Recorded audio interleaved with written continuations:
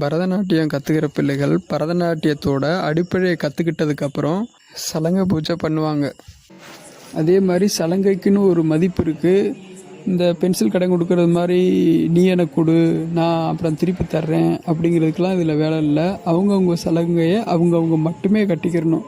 ஆளுக்கு மாற்றிலாம் கட்ட முடியாது.